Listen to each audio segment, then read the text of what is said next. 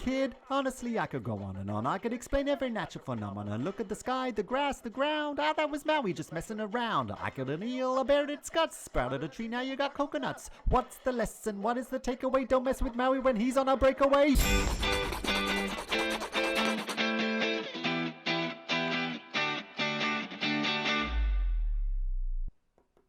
Maui, you know, for a demigod wrestler, you're not actually a bad singer. Thanks, Moana, but flattery's not gonna get you anywhere. Wait. What? What if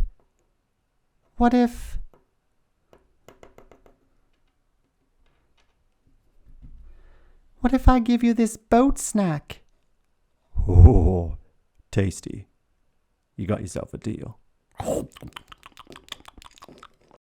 Welcome back to the channel. Thanks for joining me here in MACLAND. Today we are punctuating speech and trying to write some dialogue. In fact, we're going to try and punctuate the dialogue that just happened between these two characters. We'll do that together. Then I'll go off and do my own and try and make something a little bit more funny. For now, it's important for you to remember that there are six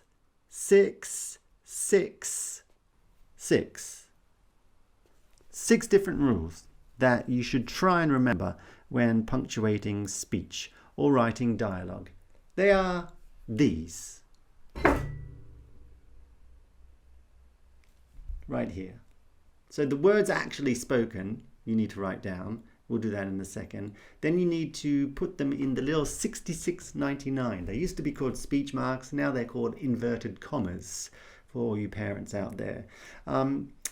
You need a piece of punctuation. You need a piece of punctuation inside those inverted commas then.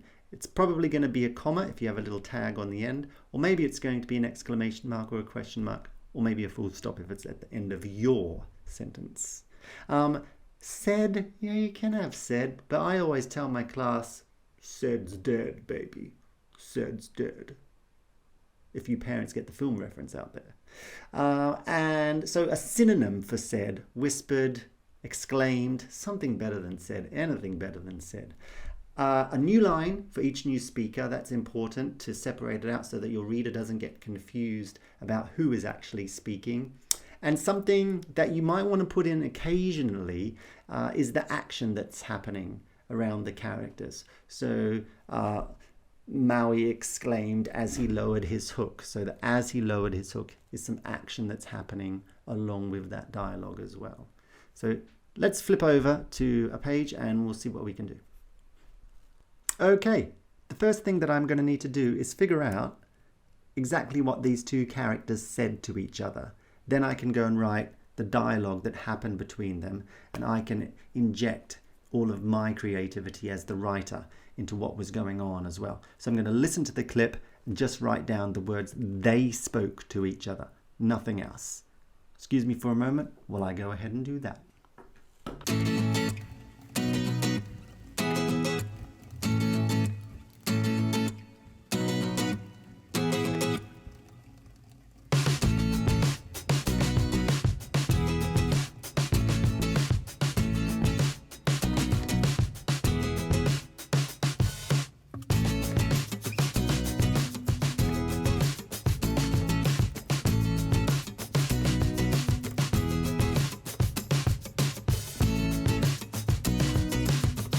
Alright, that is done. As far as I can tell from what I've listened to, those are the actual words that the two characters spoke. However, looking at it, it's just one giant bunch of text, and if you tried to read that, it would be very difficult to know which character is saying it. So without even putting in inverted commas yet, I'm going to go back to it and space it out more and use one of the rules that actually is down in the green. Whenever there is a new speaker, you enter down and get onto a new line. So I'm going to do that now very quickly so it's spaced out and it's much easier to tell who's speaking.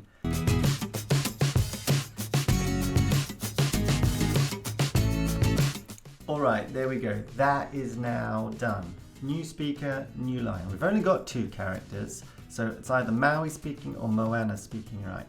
Now what I need to do is go and put inverted commas, speech marks for those of us from the old days, and that will be punctuated at least a little bit better than we've got at the moment. So I'm going to go and put in my 66 at the start and 99 at the end of those before I put in anything else. Let's do it.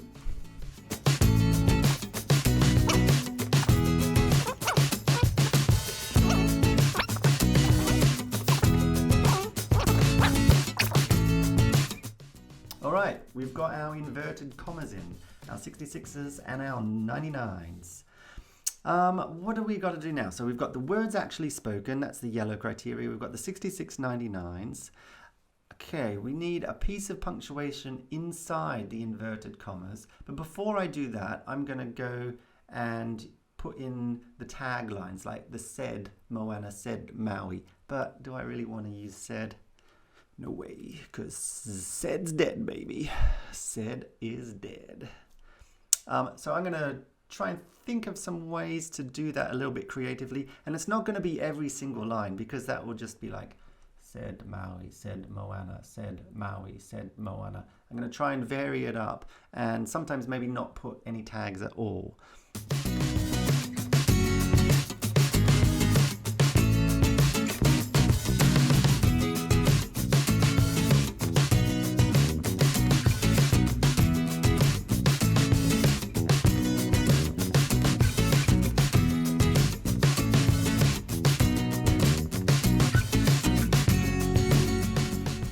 Going to split this right here, so I'm going to put a 99 here and a 66 here and split that apart and add a tag in here. What if pleaded Moana?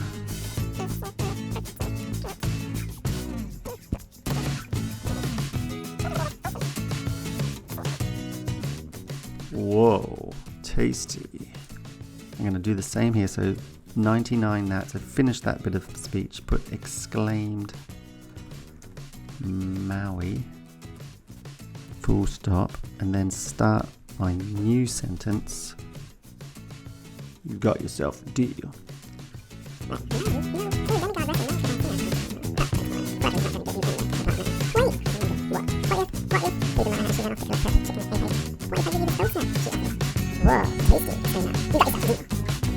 Right, I think that works pretty well. What have we got to do now? All right, so a piece of punctuation inside those inverted commas. There's something there, but it's not quite right yet. I've noticed a couple of things happen, and you got to think about whether the sentence is yours as the writer. And what I mean by that, let's have a little look here at this sentence. Now this is one, well, almost two. His speech is two sentences, but it's my one sentence. Ha! Full stop. Thanks, Moana, but flattery's not going to get you anywhere, replied Maui. The end of the sentence is here, which means I've got this random capital letter in here, and I don't want it. Okay? And because this is in the middle of my sentence, normally you don't have a full stop in the middle of the sentence, but you do put a comma. So that is now punctuated correctly. And I think it may have happened a few other places as well. We've got an exclamation mark, which is fine, and then a lowercase c, cried the young girl.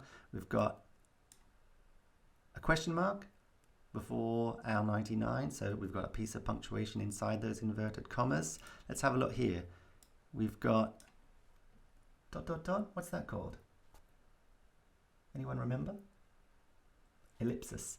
Got an ellipsis before our tag here. She ran off to collect her picture again. Hey, what if I give you this boat snap? Another question mark, which is nice. Whoa, tasty. Ah, here it's happened again, look. Because this is the end of my sentence over here. Whoa, tasty, exclaimed Maui. We don't want that full stop in the middle of our sentence. It's where he finishes his sentence, but it's not where I finished my sentence. And because that is a comma, this is a lowercase e, and my sentence finishes there, and then I start my speech again, or he starts his speech again. And then I've got an exclamation mark inside those speech marks. Ooh. inverted commas. Still, left over from the old days. Can't help myself. All right, so that's punctuated well. What else did we have to include? There was a blue criteria as well. The action happening. Okay, so what actually happened? It came together and turned to walk away. So I'm going to try and add something in about the action as well. Hey, looking at this, I've done it inadvertently as well. Look, here we've got, this is some action that's actually happening as she ran off. So pleaded Moana as she ran off to collect her pet chicken, hey hey.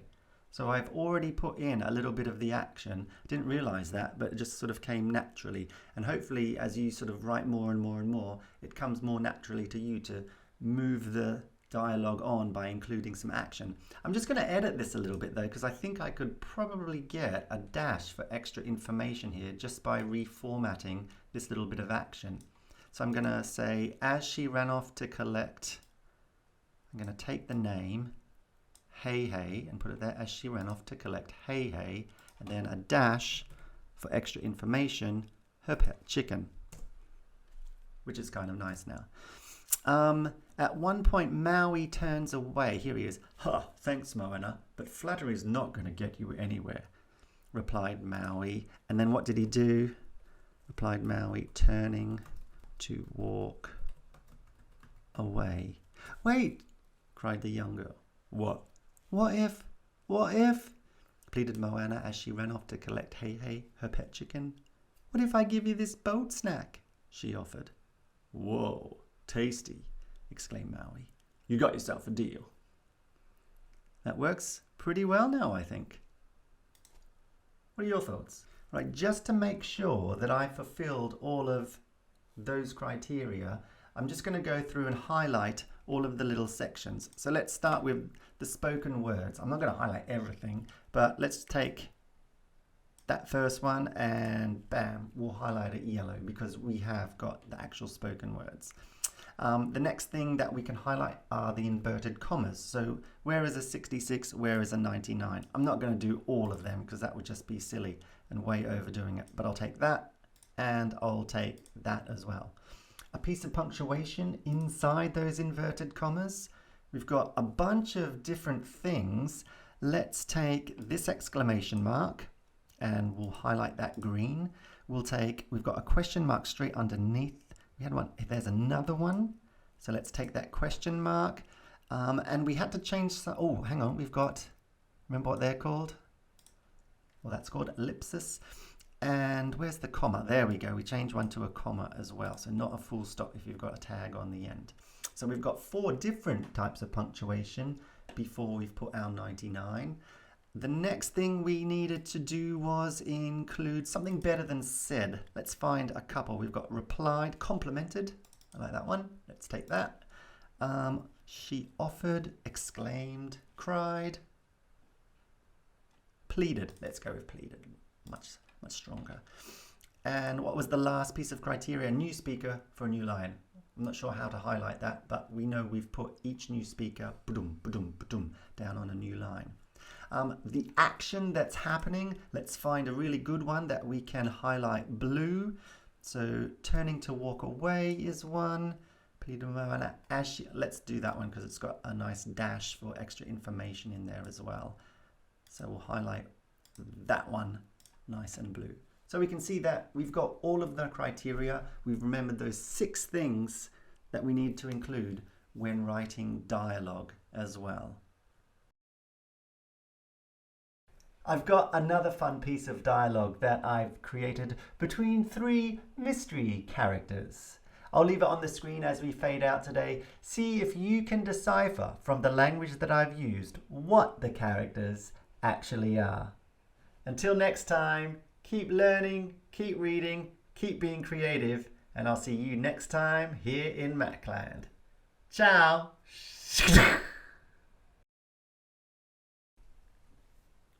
Scarlett, get over here right now before I explode. Boomed Dad as he flew over a jumble of sharp-toothed dinosaurs. Drifting in lethargically, Scarlett, rosy-cheeked from playing outside, sighed. Dad, They're not mine. I don't even like dinosaurs. They're mine, came a limp whisper from down on the floor. Poor Amber had had an accident and lay sprawled and deflated in amongst the dinosaur carcasses.